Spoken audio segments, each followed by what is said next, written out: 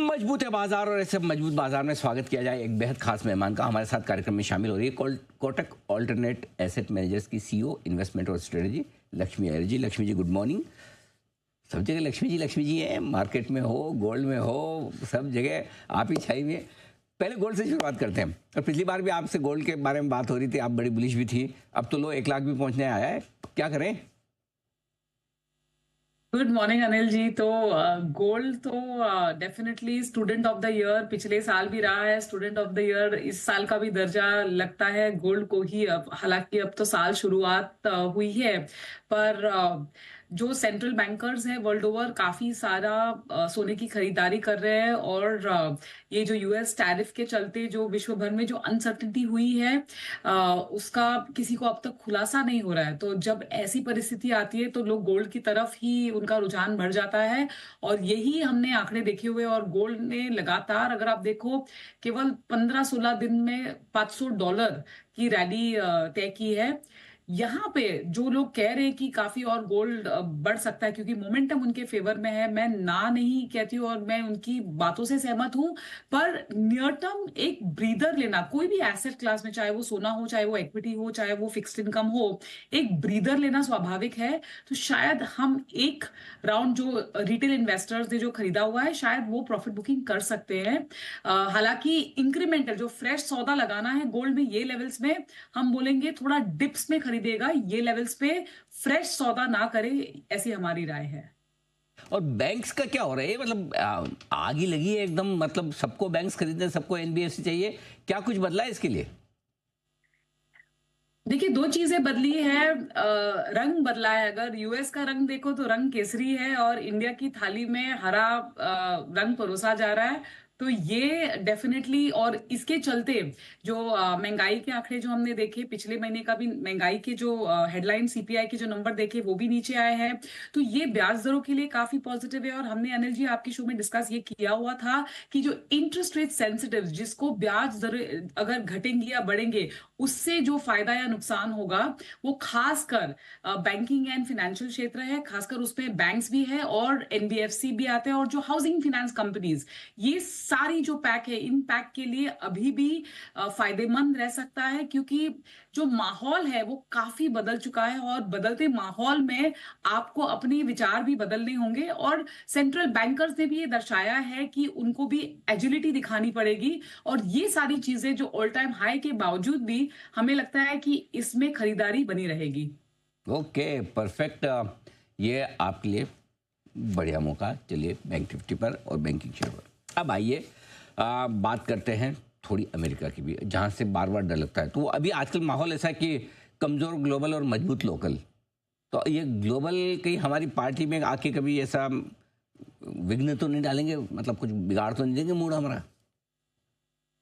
देखिए, रंग में भंग और भांग स्वाभाविक है, तो ये तो अपने को झेलना पड़ेगा। और ये मार्केट की वोलेटिलिटी बरकरार रहेगी, लेकिन दो चीजों पे निवेशकों को गौर फरमाना बहुत जरूरी है। एक जो चीज है डॉलर इंडेक्स।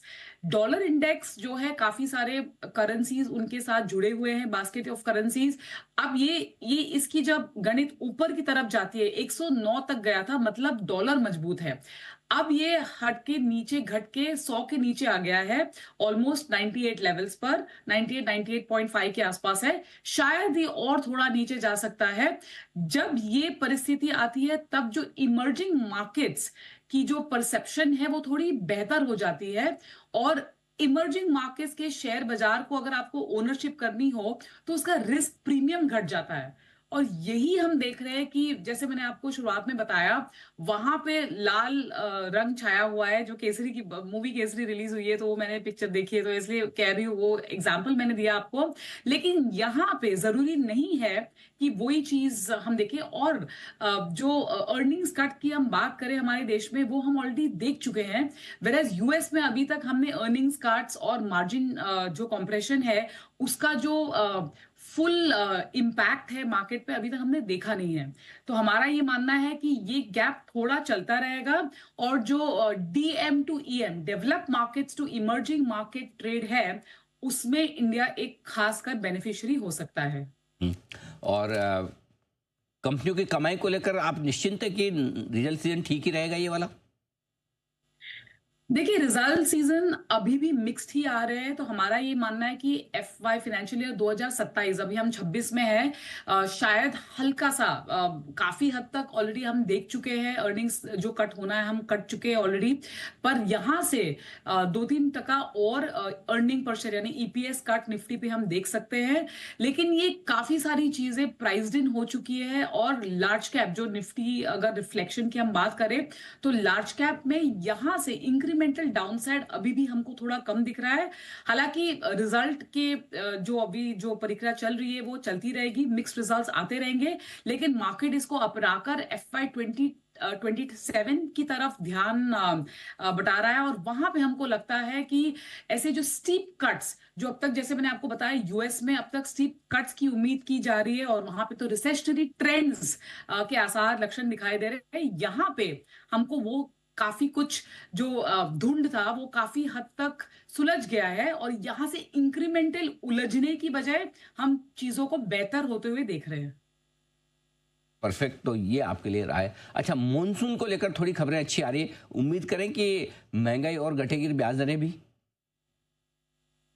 जी बिल्कुल, आई थिंक वो एक चीज है जो लगान पिक्चर में जो किसान देख रहे हो, या हमारे जो मार्केट के लगान वाले हैं वो जो ऊपर बरसात की तरफ देख रहे हैं, दोनों के initial forecast normal to above normal दिखाई दे रहे हैं। तो ये जो है खाद्य पदार्थ की चीजों को कंट्रोल में रखेगा, और जो फूड रिलेटेड स्पाइक यूजुअली जो सीजनैलिटी के हिसाब से उम्मीद की जा सकती है गर्मियों में, शायद वो नहीं होगा, और ये ब्याज दरों के लिए ठीक है। तो यहां से क्या हम और 25 से 50 बेसिस पॉइंट रेट कट की उम्मीद कर सकते हैं पूरे साल में? The answer is yes.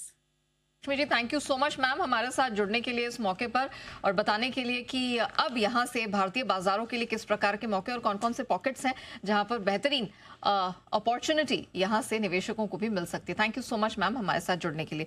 इस बीच आइए जरा बाजार पर भी नजर डालिए। 24,200 के ऊपर निकला है, और कुछ समय पहले 9:45 बजे के आसपास ही सर ने कहा था कि अगर आपको फ्रेश एंट्री करनी है तो या तो 24,100 के करीब बाय ऑन डिप्स करें, या 24,225 के ऊपर निकले तब आपको खरीद का एक मौका मिलेगा। तो अब यहाँ पर निफ्टी भी पूरा जान लगाने का प्रयास कर रहा है, और निफ्टी बैंक तो देखिए सुबह ही कहा था, इनफैक्ट सुबह क्या हफ्ते की शुरुआत में ही यहाँ कहा गया था कि खुले नीले आकाश की तरफ बढ़ेगा, और आज हमने 55,900 के ऊपर नया लाइफ हाई भी बनते हुए देखा, और अभी भी लाइफ हाई के पास ही 560 अंकों की मजबूती के साथ कर रहा है कारोबार।